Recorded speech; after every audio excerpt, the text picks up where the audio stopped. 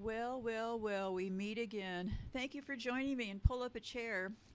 I never know what I'm going to talk about next, and all night I kept thinking about this. I have avoided this thing with the celebrities drinking blood, not because I avoid things, clearly, but because it did not make sense to me. And I tried to ask a couple of people who were touting this message, and of the adrenochrome is what they call it. So, and the people I asked were just repeating words. They didn't have any idea what it meant or how it happened, so I just kind of blew past it. But now I am back and ready to charge full speed ahead. So, before I get started, I hadn't connected also adrenochrome is what they call it, right? Probably the reason why we have Chrome, the operating system. They are such freaks. Anyway, so adrenaline, adreno. And so I ran across a clip. I've been wandering around a couple of different places, and that is what I found. So let me line up this clip. And in case you're wondering, I don't put things on hold all the time because it is very easy for me to not take it off hold. Anyway, so before we get started, if you haven't listened to my show about our bodies, our electricity, you're missing the entire plot line, okay? The plot line of why they're going to be using electricity power plants to take us down, and the fact that they're using these power plants, and power plants are also fake. So you might want to check out that show also, because what was I going to say? Well, let me keep going here. Okay, let me pull up this file. I have it right here. Let me play it, and then I'll gather my thoughts. Okay, here we go. Blood? And if so, why? Deeper research shows the reason might lie in a certain hormone which floods our bodies during times of intense fear or excitement, adrenaline. So adrenaline is a substance that your body releases into your bloodstream when you're in a potentially dangerous situation. It's responsible for the fight or flight response in mammals, heightening senses and increasing strength and energy. In some ways, the fear response gives us superhuman powers. Superhuman powers. You find that you're able to really concentrate. You're able to use muscular strength to an extent that otherwise would be impossible. Basically, these chemicals that cascade into our bloodstream and flood into our brain, they change the way we think and they change the way our bodies function. We don't feel pain. In the right conditions, it can be exhilarating and downright addicting. Thus the term adrenaline junkies. When we're experiencing something like a parachute jump, we're experiencing the same chemicals in our brain that a meth user experiences in their brain. So absolutely, you can become addicted to that sensation.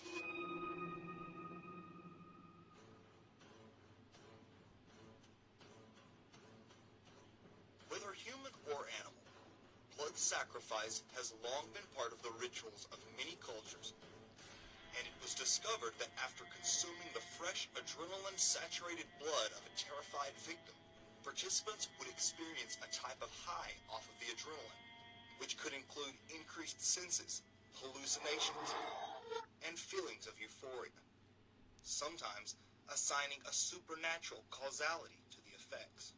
Eventually, the precise timing was worked out, so that the victim would be killed at the moment the maximum amount of adrenaline had been pumped into the body. This knowledge was passed down through secret societies, ancient mystery schools, and intergenerational satanic cults. When they torture the children, it causes a physical reaction of the endomorphins in your body to just increase because of the terror and the pain. So when the Satanists drink the blood, they actually get like a chemical, a high, like a drug high from the blood of a tortured victim. These entities are feeding off human energy. And one of the things that they do is when they're sacrificing somebody. That's David Icke speaking about somebody who feeds off human energy. They're all controlled opposition, kids. They just get you to like certain ones of them. none of them are any good. Most of them don't even know what they are up to. But we should know what we're up to now, shouldn't we? The people with invisible light, Satanists, and the bloodlines, they'll drink the blood because when the terror reaches a certain point in the ritual, a certain adrenaline goes in the blood, which gives these people a high. I mean, sick is not the word. But on another... David Icke, by the way, is part of the bloodline, and I will try to find a piece about exposing. What they did was, when they took over, they gave themselves royalty titles, and that's where all of these bloodlines come from, okay? And it came out of that group of 350 of them. In that bottleneck, when you read the word bottleneck, what's your reaction going to be? Well, bottleneck means incest. So the core group of these elites came from 350 of them. So the fact that they're drinking blood of destroyed and terrorized children should come as no surprise. They've been practicing incest their entire lives. They're all loaded up on hormones. That entire core group is transgendered, so they've got a lot of ticky-tickies in their brains going on from taking all of those hormones. That's why they fall to pieces when they get to be around 50. The body just cannot take it. They're doing a horrific job of their ideas for creating a human body to, I guess, to compete with our creator of our body. They've come up with a body for themselves that is just full of disease and flaws. But I will continue on here. Other level, an energetic level, the entities are feeding off the energy coming off of terror and fear. Most satanic sacrifices include some consumption of the blood, and possibly even body parts. Even more disturbingly, some of these groups make a point of preferring the blood of children, believing it to be more potent. Another reason the elite drink children's blood is for its known rejuvenating effects. Why do you think some of these old Illuminati Satanists live so long? It turns out that drinking children's blood is an anti-aging device. This is just really sick and disgusting, but it's a fact. It's a chemical fact. And if you drink adrenalized children's blood, which is to say you terrorize the child, not just with sodomy, but with torture and with other satanic ritual things. If you adrenalize the child's blood before you kill them and drink their blood, this is a doubly effective anti-aging device. You can also harvest children's bone marrow.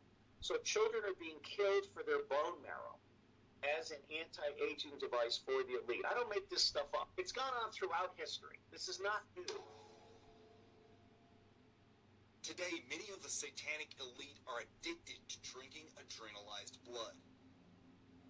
Any animal that is tortured at the time of its death secretes all this adrenochrome. And that is this power, it's a drug. It is a drug. And these people are addicted to it. And because they call upon interdimensional demonic forces or to help do their bidding, they also believe anyway that they have increased power. And perhaps they do. Numerous survivors have attested to satanic sects engaging in ritualistic consumption of adrenalized blood, experiencing a high from the adrenaline. When they go to murder a child, they make sure the child is terrified, so they pump the adrenaline through the blood. And they like to drink that blood, and they're addicted to adrenaline, a lot of them. So there's actually a science, when you analyse it, there's a science behind their madness. According to researcher Kurt Barker, author of the book Cannibalism, Blood Drinking, and High Adept Satanism, well-organized cult members systematically abduct people, torture them to adrenalize their blood, harvest that blood, and drink it. He goes on to state that some professional harvesters acquire adrenalized blood to sell. Pop artists such as Kesha perform mock blood-drinking rituals on stage. Adrenalized blood, however, is not the end. Like other addicts seeking a stronger hit, some prefer the purest, most potent form. Enter Adrenochrome, the rumored secret Illuminati drug. Technically, it's a chemical compound produced in the human body when adrenaline oxidizes. It was first mentioned as a recreational drug obtained from a Satanist in Hunter S. Thompson's book, Fear and Loathing in Las Vegas. Where'd you get this? Every mine is absolutely pure. What kind of monster client have you hooked up with this time? Satanism freak. I think there's only one source for this stuff. The adrenaline gland from a living human body. I know. The guy didn't have any cash to pay me. He offered me human blood, said it would take me higher than I'd ever been in my life. I was kidding. I told him I'd just as soon have an ounce or so of pure adrenochrome. Or maybe just a fresh adrenaline to chew on. Some say his account was purely fictional. However, Thompson was an expert at combining fiction with heavy doses of truth. And Thompson certainly would know. He himself has been accused of being involved in snuff film operations for the Illuminati elite. In this raw form, adrenochrome is known to cause extreme hallucinations and feelings of empowerment and euphoria. How is the chemical extracted? A victim is terrorized, either being tortured or knowing they're going to be sacrificed, increasing the amount of adrenaline that is flowing through their body. They are then killed, and the adrenochrome is collected with a syringe from the base of the neck or spinal column. According to researcher and author Fritz Springmeier, a human victim only produces around 10 cc's of adrenochrome, so once it's collected, the drug can be sold on the deep black market and corners of the dark web at exorbitant prices. Pop culture has provided strong hints that this secretive drug could be a real thing.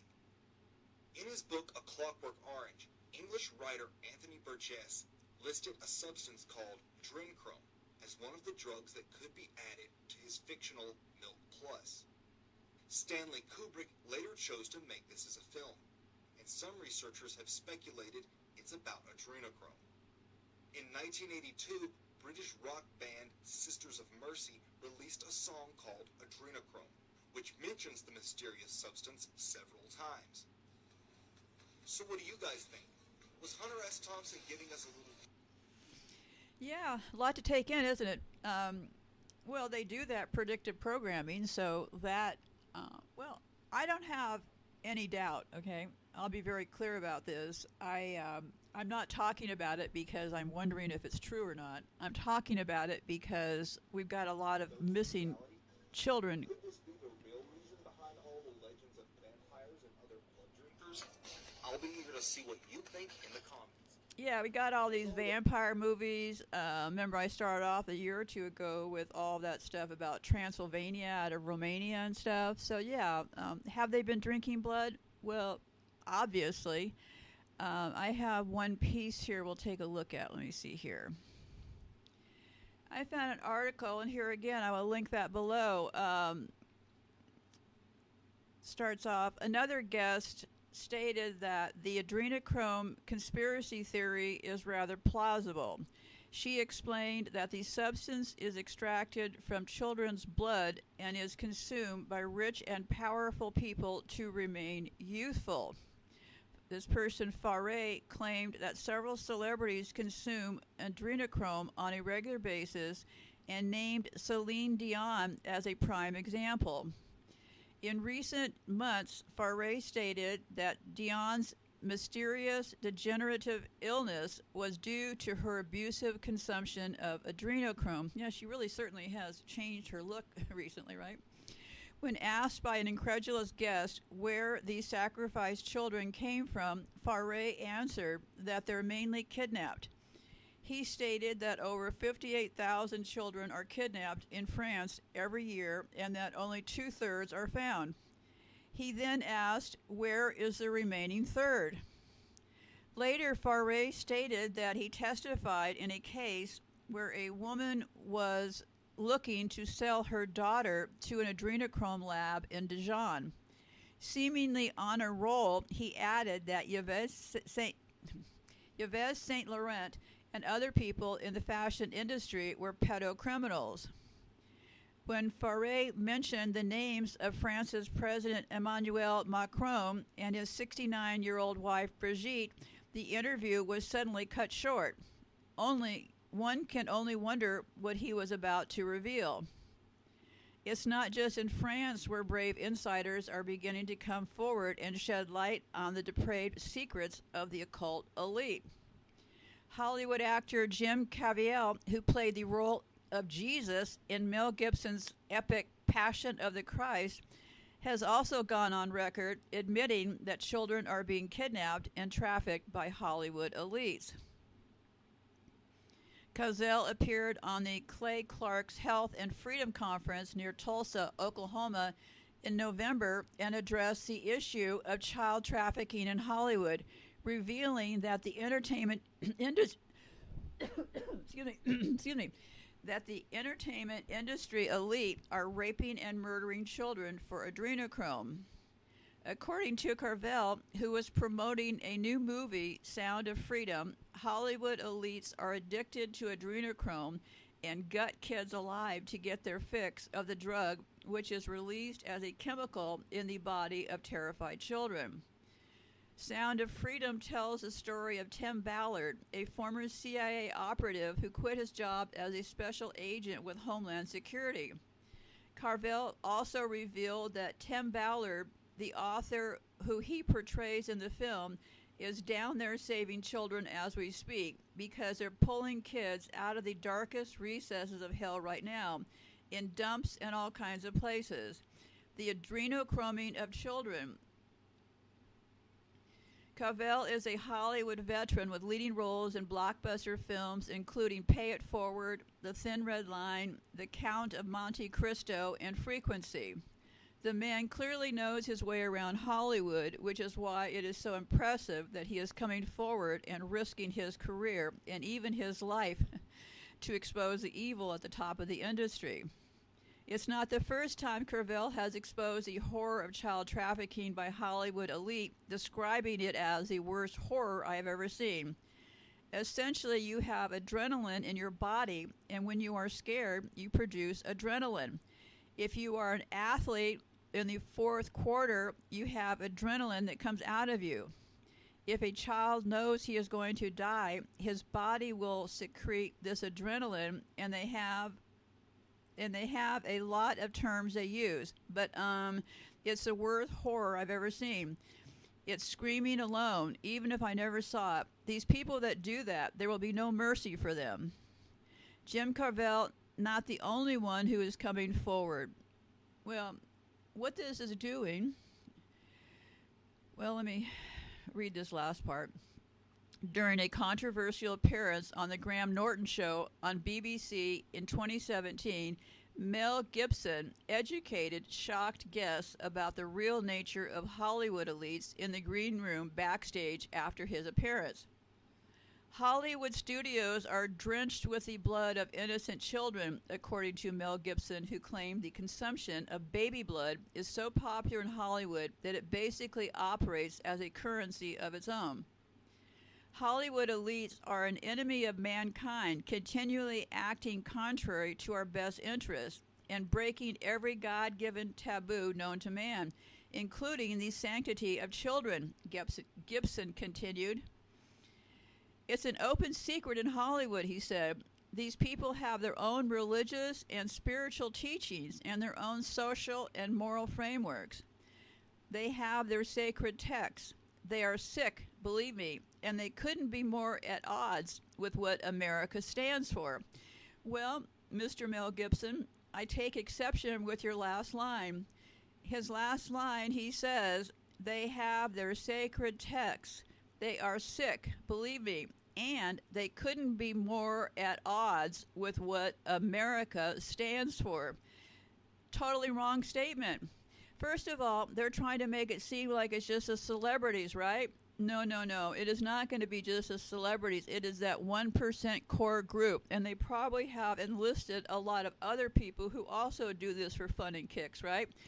So when they push these celebrity things, is to take our focus off the people running these companies and things who are also highly engaging in all of this kind of activity, right?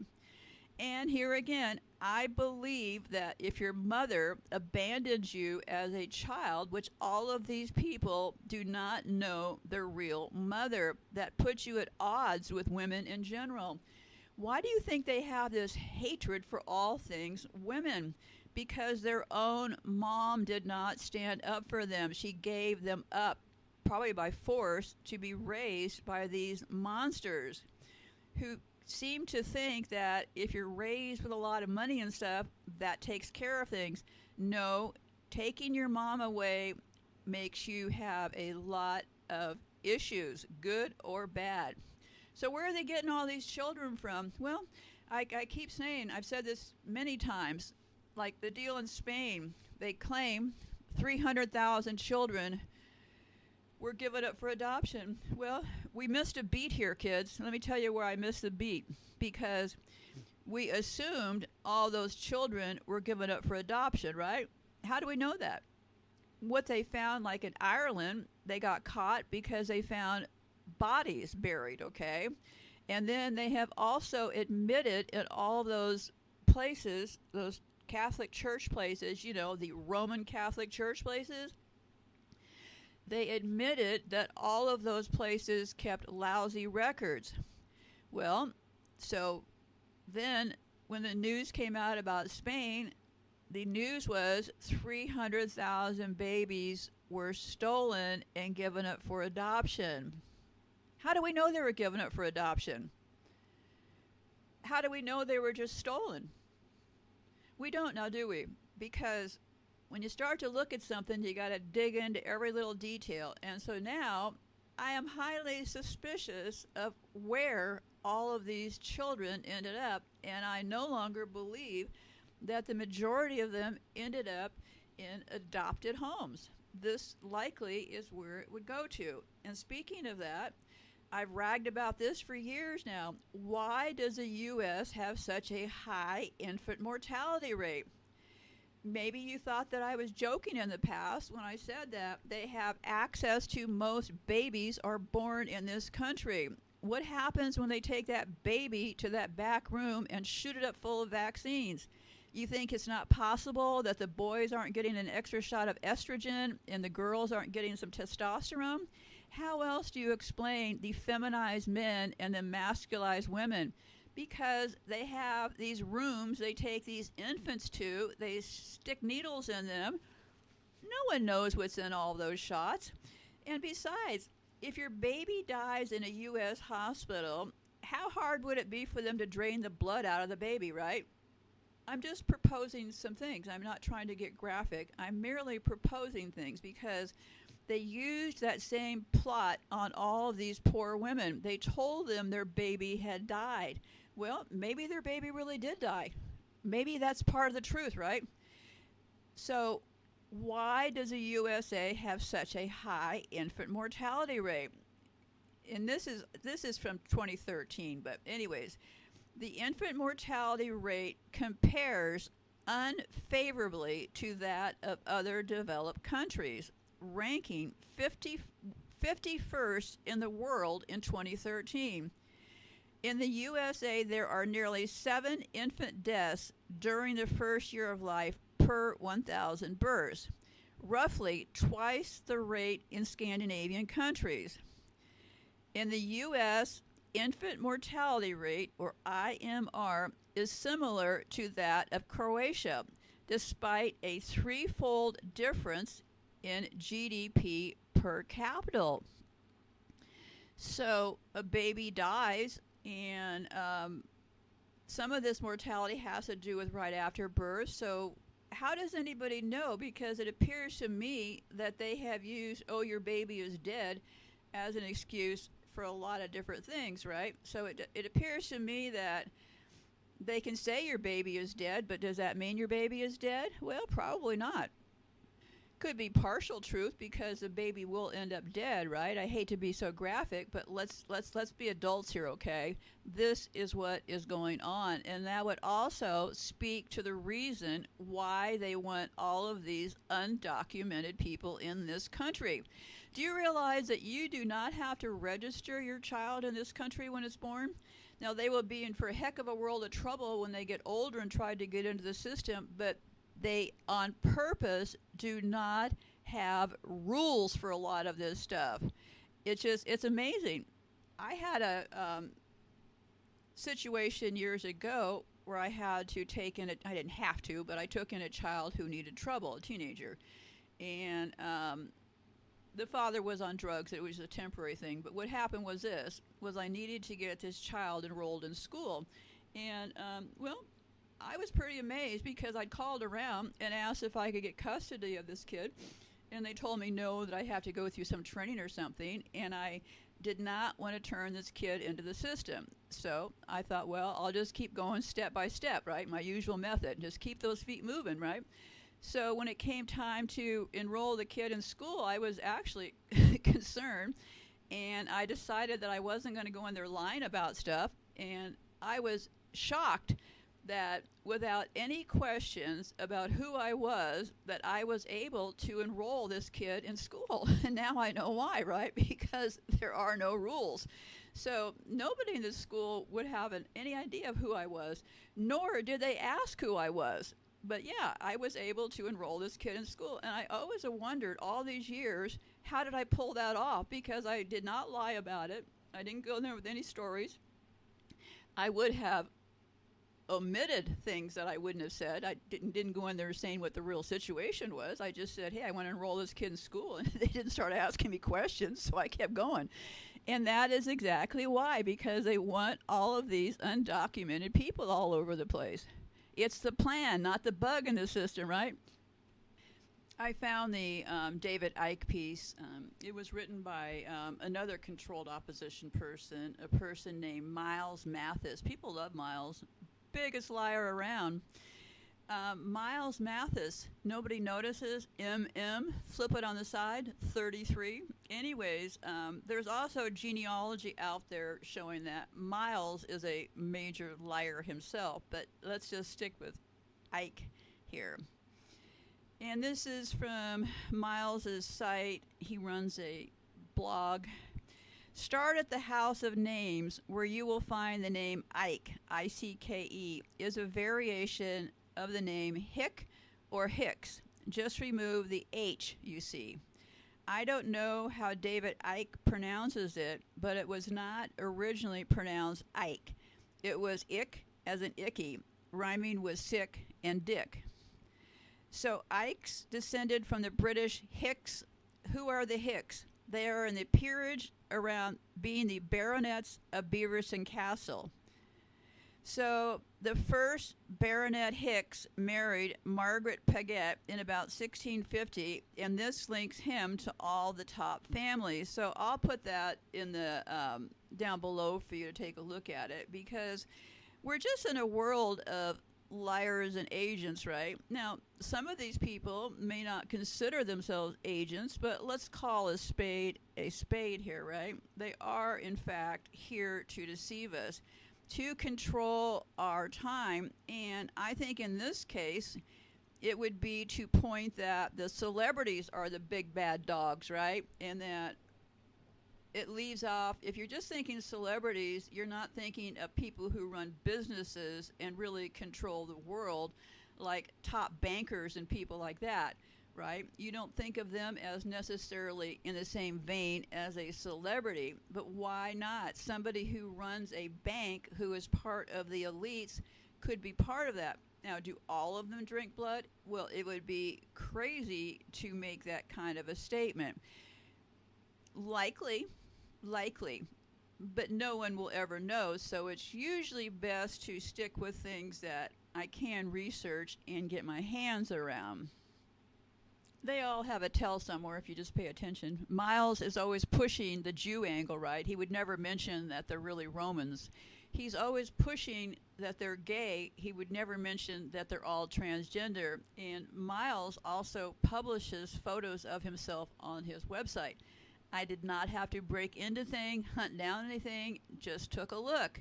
He has some interesting scars which look very clearly like breast removal scars. So Miles is no bueno. He's in it to point the direction to these people all being Jews. And